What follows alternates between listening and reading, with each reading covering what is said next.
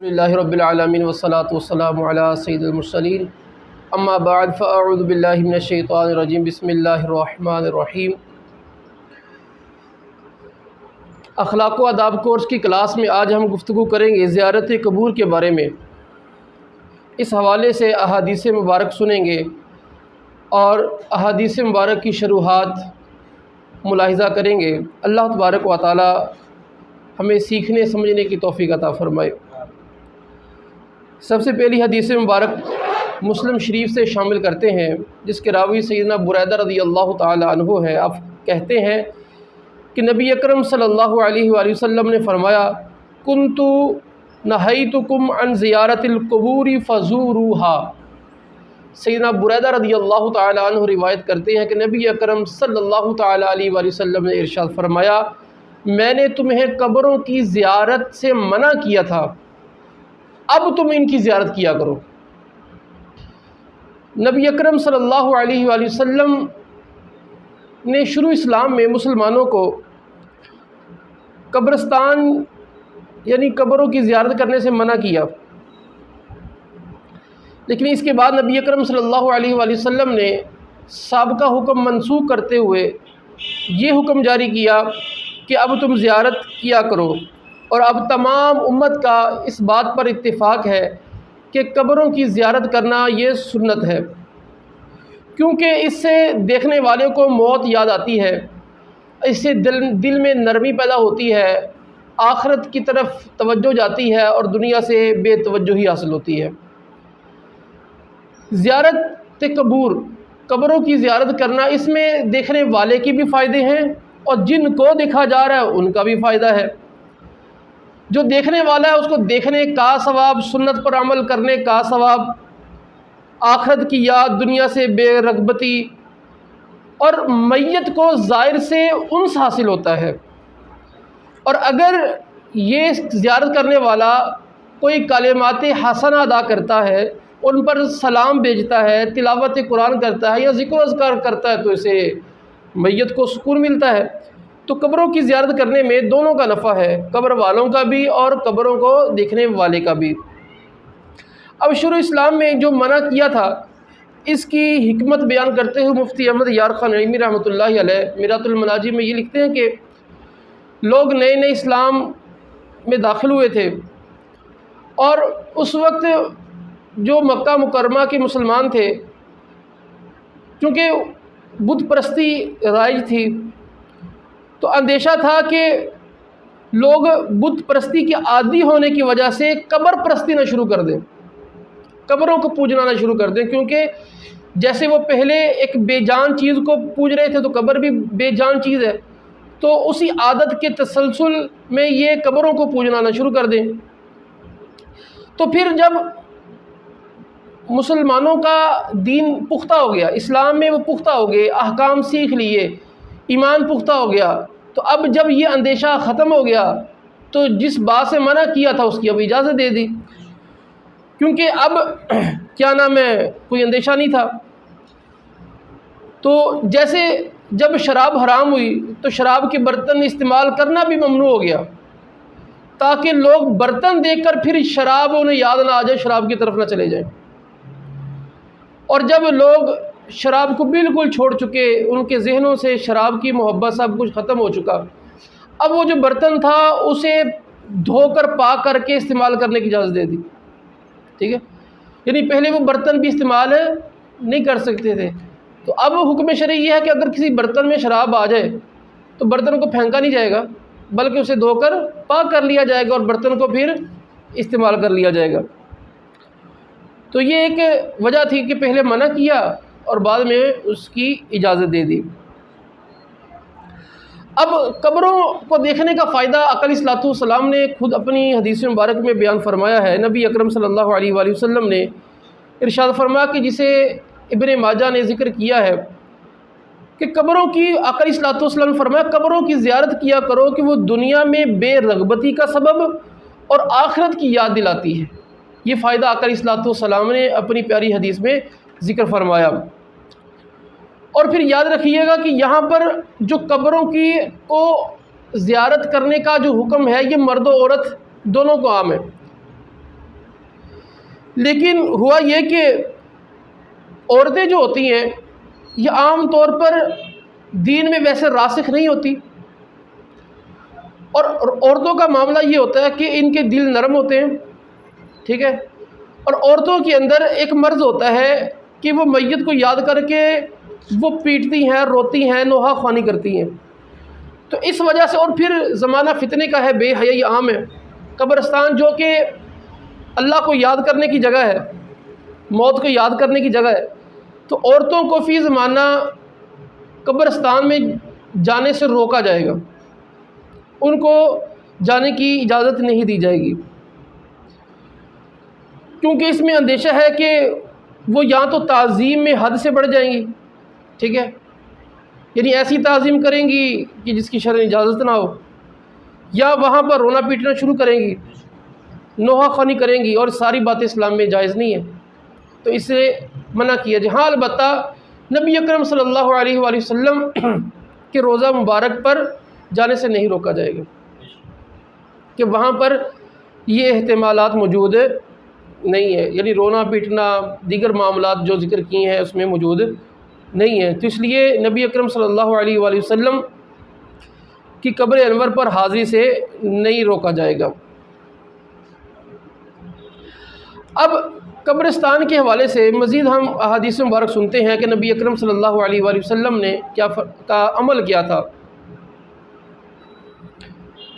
مسلم شریف کی یہ حدیث مبارک جو ذکر کرنے لگا ہوں، حضرت سیدہ عائشہ صدیقہ رضی اللہ تعالی عنہ اس کی راویہ ہیں۔ اب کہتی ہیں، آقا علیہ الصلوۃ والسلام کی عادت بیان کرتی ہیں، کان رسول اللہ صلی اللہ علیہ وآلہ وسلم کلما کان لیلتها من رسول اللہ صلی اللہ علیہ وآلہ وسلم یخرج من آخر اللیل الی البقیع۔ سیدہ عائشہ صدیقہ رضی اللہ تعالیٰ عنہ فرماتی ہیں کہ جس رات رسول اللہ صلی اللہ علیہ وآلہ وسلم میرے ہاں قیام فرماتے تو رات کے آخری حصے میں بقیع شریف تشریف لے جاتے اور فرماتے وہاں جا کے، کہتے السلام علیکم دار قوم مؤمنین واتاکم ما توعدون غدا مؤجلون وإنا ان شاء اللہ بکم لاحقون اللہم اغفر لأہل بقیع الغرقد۔ فرماتی ہیں کہ آقا علیہ الصلوۃ والسلام قبرستان میں جا کر بقیع شریف میں یوں خطاب فرماتے، اے مومن قوم کے گھر والو، اے مومن قوم کے گھر والو، تم پر سلامتی ہو۔ کیسی شان ہے ان لوگوں کی جس پر میرے نبی سلامتی بھیج رہے ہیں، روزانہ جا کے تم پر سلامتی ہو، جس پر میرا نبی سلامتی بھیج دے اس پر عذاب تو نہیں ہو سکتا نا۔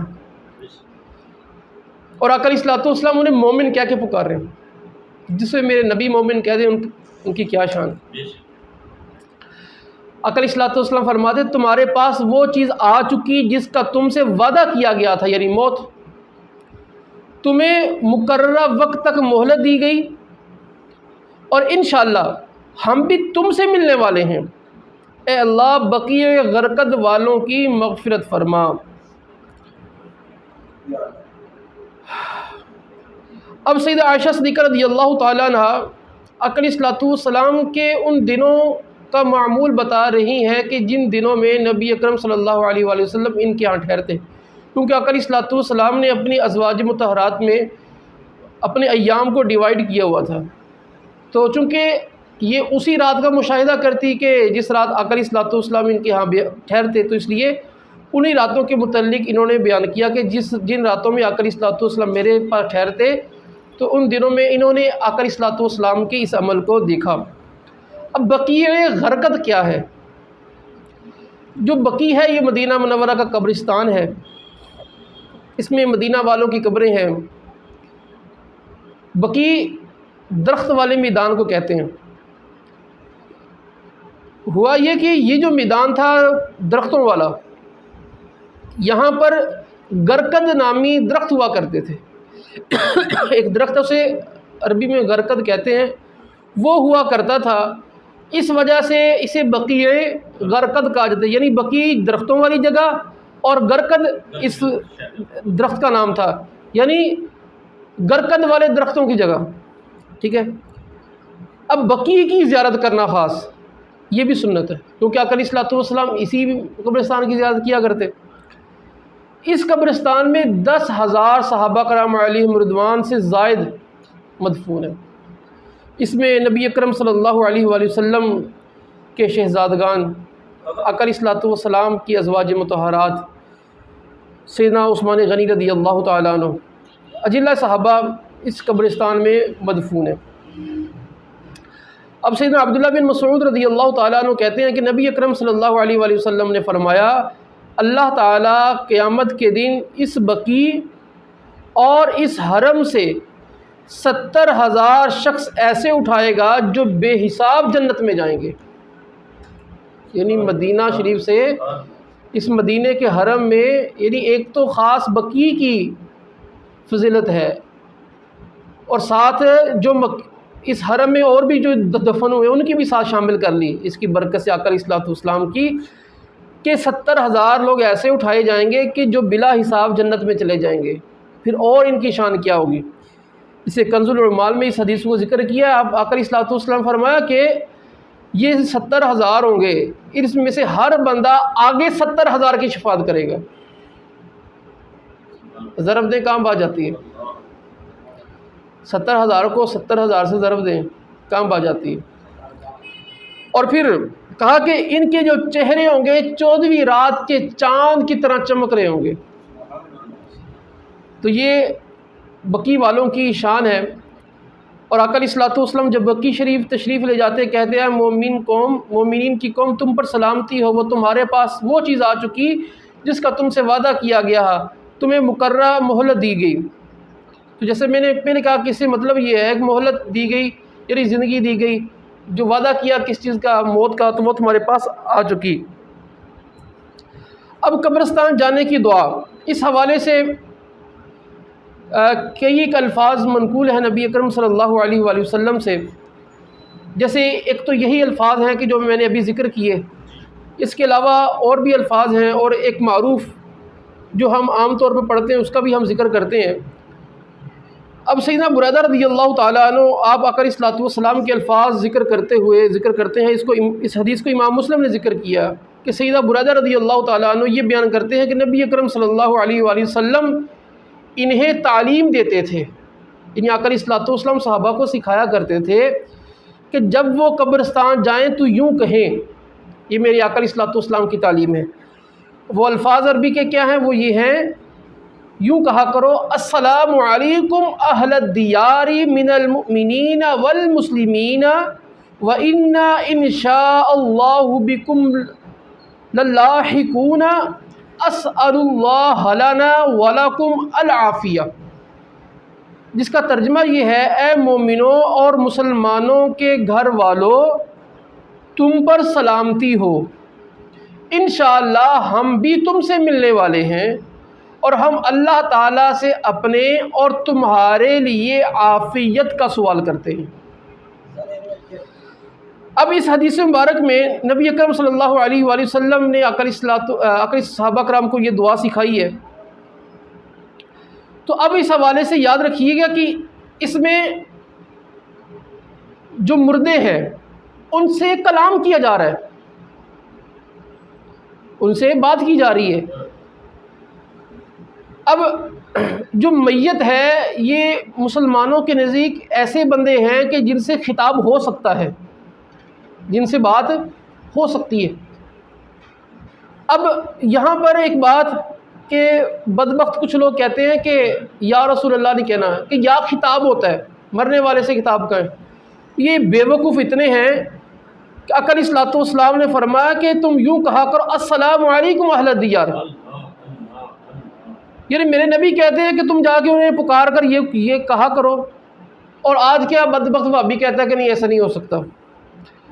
اب یہ اہل خطاب میں سے ہے، آقا علیہ الصلوۃ والسلام کی بیشتر احادیث مبارک سے یہ بات ثابت ہے کہ جو روح ہوتی ہے اس کا اگرچہ تعلق اعلیٰ علیین سے ہو جاتا ہے، اعلیٰ علیین یہ جنت کا ایک مقام ہے، تب بھی اس کا جو تعلق ہوتا ہے یہ قبر سے رہتا ہے، اور وہ اس بات کو وہ روح جانتی ہے کہ اس کی قبر پر کون آیا، اس کو پہچانتی ہے، اور جو سلام کیا جاتا ہے اس کو وہ سنتی ہے۔ اور آقا علیہ الصلوۃ والسلام نے یہ بات فرمائی ہے کہ جو کوئی اپنے مسلمان بھائی کی قبر سے گزرے جسے وہ دنیا میں جانتا ہو تو اسے سلام کرے۔ کیوں؟ وہ قبر والا اسے پہچانتا ہے اور اس کے سلام کا جواب بھی دیتا ہے۔ ہمیں نہیں سنتا، وہ سلام کا جواب دیتا ہے۔ اب اس حوالے سے ایک اور اہم کہ نبی اکرم صلی اللہ علیہ وآلہ وسلم، یہ لمبا واقعہ مختصر اس میں جو بات سمجھانے کی ہے کہ جب بدر کا معرکہ ختم ہو گیا، نبی اکرم صلی اللہ علیہ وآلہ وسلم نے، ابو جہل تھا، دیگر جو جہنم واصل ہو گئے، کچھ آقا علیہ الصلوۃ والسلام نے انہیں کچھ باتیں ارشاد فرمائی، وہ لمبا کلام ہے، وہ جو سمجھانا۔ اب جب آقا علیہ الصلوۃ والسلام ان مردوں کو کچھ کہہ رہے تھے تو سیدنا فاروق اعظم رضی اللہ تعالیٰ عنہ نے کہا کہ یہ تو مردے ہیں۔ آقا علیہ الصلوۃ والسلام نے فرمایا یہ سنتے ہیں، پہچانتے ہیں۔ اتنے وابی بے وقوف ہیں، میرے نبی کے مطابق کافر بھی سنتا جانتا ہے، تو مسلمان کی شان کیا ہوگی؟ ٹھیک ہے، کافر بھی قبر میں چلا جائے تو سن تو وہ بھی سکتا ہے، پہچان تو وہ بھی سکتا ہے، تو یہ طاقت اللہ نے کافر کو بھی دی ہے، تو مسلمان کو نہیں ہوگی کیا؟ تو ان کو اپنے دماغ کا علاج کروانا چاہیے۔ اب بڑھتے ہیں اگلی حدیث مبارک کی طرف کہ جو نبی اکرم صلی اللہ علیہ وآلہ وسلم نے تعلیم فرمائی۔ اسے امام ترمذی نے ذکر کیا ہے اور اس کے راوی سیدنا عبداللہ بن عباس رضی اللہ تعالی عنہما ہیں۔ آپ کہتے ہیں کہ مر رسول اللہ صلی اللہ علیہ وآلہ وسلم بقبور بالمدینہ فاقبل علیہم بوجہہ فقال، آپ کہتے ہیں کہ نبی اکرم صلی اللہ علیہ وآلہ وسلم مدینہ پاک کی قبروں کے پاس سے گزرے تو ان کی طرف متوجہ ہو کر فرمایا کیا؟ السلام علیکم یا اہل القبور یغفر اللہ لنا ولکم انتم سلفنا ونحن بالاثر۔ اس کا مطلب یہ ہے، اے قبر والو تم پر سلامتی ہو، اللہ تعالی ہماری اور تمہاری مغفرت فرمائے، تم ہم سے پہلے آ گئے، ہم تمہارے بعد آنے والے ہیں۔ تو یہ نبی اکرم صلی اللہ علیہ وآلہ وسلم کی حدیث مبارک ہمارے سامنے ہے، تو ہم نے بھی یوں ہی کرنا ہے کہ جب ہم قبرستان کے پاس سے گزریں، قبروں کے پاس سے گزریں، تو ہم یوں کہیں السلام علیکم یا اہل القبور یغفر اللہ لنا ولکم وانتم سلفنا ونحن بالاثر۔ اب یہ جملے کہتے ہوئے ہمیں ان کا مطلب بھی یاد رکھیں نا، تو پھر کیا ہی بات ہے، پھر آتی ہے قبر کی یاد، پھر آتی ہے موت کی یاد۔ صحیح، اس کا مطلب جب یہ کہو گے کہ تم ہم سے پہلے آ گئے، ہم تمہارے بعد میں آنے والے ہیں، تو اس کا مطلب یہ ہوگا دماغ کے اندر یہ بات کھٹکتی آتی ہے کہ میں بھی تھے ہونا، تو مجھے اب وہ کام کرنے چاہیے کہ جس سے میں یہاں کی تیاری کر سکوں، یہ جو نیچے زمین میں اندھیرا ہے اس کو میں روشنی سے تبدیل کر سکوں۔ تو بندہ جب قبر کو یاد رکھتا ہے نا، موت کو یاد رکھتا ہے، تو وہ نافرمانی کم کرتا ہے، نافرمانی سے باز رہتا ہے۔ تو آپ نے دیکھا ہوگا کہ جو لوگ مرنے کے قریب ہوتے ہیں، مرنے کے قریب لوگ عام طور پر جتنے بھی وہ بڑے پھنے کھا ہو نا، تو وہ آخر میں چاہتے ہوتے ہیں کہ کوئی ہم پٹھا سیدھا کام نہ کریے، کیوں؟ ان کو موت نظر آ رہی ہوتی ہے۔ جب بندہ چارپائی بھی لیٹ جاتا ہے تو موت نظر آ رہی ہوتی ہے، تو وہ سیدھے کام کرنا شروع ہو جاتا ہے۔ اب مسلمان کو ہر وقت موت نظر آتی ہے، یہ یاد رکھیں۔ جو اللہ سے دور ہوتا ہے نا، اس کو موت اسی وقت نظر آتی ہے کہ جب بالکل موت کے قریب ہوتا ہے۔ جو ایمان والا ہے وہ ہر وقت سوچتا ہے اب مر جاؤں گا، اب مر جاؤں گا، اب مر جاؤں گا، اب مر جاؤں گا، ٹھیک ہے؟ وہ لمبی امیدیں نہیں لگاتا کہ پتہ ہم بڑے سال پہ جو مرا گے تو دیکھیں، وہ ایسا نہیں کرتا، کیونکہ وہ قبر کو یاد رکھتا ہے، آخرت کو یاد رکھتا ہے۔ جس بندے کے دل میں آخرت کی یاد ہوتی ہے، آپ دیکھیے گا کہ وہ گناہوں کی طرف نہیں جاتا۔ دنیا سے بے رغبت کرنے والی بڑی چیز قبرستان ہے، موت کی یاد ہے۔ ہم عام طور پر ایک محاورہ بھی بولتے ہوتے ہیں کہ جب لوگ الٹے کام کرتے ہیں نا، ہم کہتے ہیں نا مرنا بھولے آپ۔ اب دیکھیں نا، ایمان کی چیزوں میں اللہ تعالیٰ نے قرآن پاک میں کیا فرمایا؟ وَهُمْ بِالْآخِرَةِ هُمْ يُوقِنُونَ، کہ ایمان والے وہ ہیں کہ جو آخرت پر یقین رکھتے ہیں۔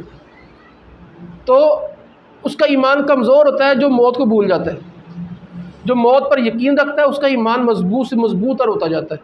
تو بندہ صرف ایک چیز کو تھام لینا، یہ ایک نقطہ ایسا ہے کہ بندہ سوچے کہ میں نے مر جانا ہے، تو بندہ بڑے بڑے پروجیکٹ جو صرف دنیا کے لیے ہیں وہ نہیں سوچتا. وہ بندہ سوچتا ہے کہ میں نے آخرت کے لیے کیا کرنا ہے. ہاں میں نے دنیا گزارنی ہے، لیکن میں نے آخرت کا کوئی سامان مہیا کرنا ہے، اپنے ساتھ کچھ لے کے آنا ہے. تو اللہ تعالی ہمیں قبروں کی زیارت کرنے کی توفیق عطا فرمائے. ہم سب غور کریں کہ ہم کتنی دیر ہوگی قبرستان میں گئے. ٹھیک ہے. اب ہوتا یہ ہے کہ والدین یا کسی عزیز کا انتقال ہوتا ہے، شروع میں تو ہوتا ہے، پھر آہستہ آہستہ اس میں بھی کمی آ جاتی ہے. فطرت ہے انسان کی، بھئی یہ چلتا آیا ہے. لیکن عقل اصلاۃ والسلام کا معمول ہمارے سامنے ہے کہ کثرت سے جایا کرتے ہیں. سنت سمجھ کے ادا تو سنت سمجھ کے ادا کرنا چاہیے. پھر یاد رکھیں کہ عقل اصلاۃ والسلام لوگوں سے کیسی وفا کرنے والے. میں آپ کو بتاتا ہوں کہ عقل اصلاۃ والسلام کے چچا تھے سیدنا امیر حمزہ رضی اللہ تعالی عنہ. جنگ احد میں شہید ہوئے. احد کے میدان میں آج بھی وہ جلوہ فرمائے، جنہیں گورنر مدینہ کہا جاتا ہے. اگر عقل اصلاۃ والسلام کی بارگاہ میں کوئی سفارش قبول کروانی ہو تو سیدنا امیر حمزہ رضی اللہ تعالیٰ عنہ سے سفارش کروا لی جائے، کام بن جاتا ہے. ان سے مدینہ پاک کے آنے کی اجازت طلب کی جائے، وہ عقل اصلاۃ والسلام سے اجازت لے کر دے دیتے ہیں. عقل اصلاۃ والسلام ان سے بڑی محبت کیا کرتے ہیں. عقل اصلاۃ والسلام ہر جمعرات کو احد کے قبرستان یعنی احد کے میدان میں سیدنا امیر حمزہ رضی اللہ تعالیٰ عنہ اور دیگر صحابہ جو وہاں پر ان کے ارد گرد مدفون ہیں قبروں پر حاضری دیتے. میرے عقل اصلاۃ والسلام کا معمول یہ تھا، میرے نبی صلی اللہ علیہ وآلہ وسلم کے لیے میدان میں ممبر سجایا جاتا. ممبر سے ہم یہ طویل حدیث ہے، کبھی پڑھیں گے، بڑا مزہ آئے گا. عقل اصلاۃ والسلام وہاں پر خطبہ ارشاد فرماتے. اب یہ عقل اصلاۃ والسلام کی اپنے چچا سے محبت دیکھیے. ہم تو اپنے والدین کو ہی بھول جاتے ہیں. ٹھیک ہے. تو ایسا نہیں کرنا چاہیے. ہمیں جن لوگوں نے ہمارے اوپر احسانات کیے ہوں ہمیں انہیں یاد رکھنا چاہیے. سیدنا امیر حمزہ رضی اللہ تعالیٰ عنہ نے کیا احسان کرنا تھا عقل اصلاۃ والسلام پر. اصل احسان تو میرے نبی کا ہی ہے. میرے عقل اصلاۃ والسلام کے سر پر کسی کا احسان نہیں ہے. ساری دنیا میرے عقل اصلاۃ والسلام کی مقروض ہے، لیکن ظاہری طور پر عقل اصلاۃ والسلام کی انہوں نے مدد فرمائی. مدد فرمانا اور ہوتا ہے، احسان ہونا اور ہوتا ہے. دونوں باتوں میں فرق ہے. سیدنا امیر حمزہ، صحابہ کرام، صدیق اکبر، سارے صحابہ، یہ ان کا مدد فرمانا یوں ہی ہے کہ عقل اصلاۃ والسلام میں خدمت پیش کی ہے، عقل اصلاۃ والسلام قبول کر کے مہربانی فرمائی ہے. تو ہمارا مطلب کیا ہے؟ کچھ بھی نہیں نا. تو ہماری کوئی اوقات نہیں ہے، کوئی چیز نہیں ہے کہ جو پیش کریں. تو صحابہ کرام علیہم رضوان جن کے ہم پر احسانات ہیں، تو اپنی دعاؤں میں انہیں یاد رکھا کر، اس لیے کہ ہماری دعا قبول ہو جائے گی. ٹھیک ہے. اپنے والدین کو اپنی دعاؤں میں یاد رکھیں. یہ بھی لفظ دیکھیں نا، یغفر اللہ لنا ولکم، کہ یا اللہ ہماری بھی مغفرت فرما، اللہ تمہاری بھی بخشش فرمائے. تو فوت شدگان کے لیے دعا بھی کرنی چاہیے. تو اس سے پتہ چلا کہ جو فوت ہو جائے انہیں بھولنا نہیں چاہیے. بندہ دعا کرے تو ان کو پہنچ جاتی ہے. اگر ہماری دعا سے انہیں فائدہ نہ ہو تو میرے نبی کیا فضول کام کی تعلیم دیں گے؟ ایسا نہیں ہو سکتا. تو یقیناً اس میں یہ ہمارے لیے ایک طریقہ ہے بیان کیا گیا. تو ہم نیت کرتے ہیں کہ ہم وقتاً فوقتاً قبرستان ضرور جایا کریں گے، اور جب بھی جائیں گے تو یہ دعا پڑھیں گے. جی آپ کا کوئی سوال سے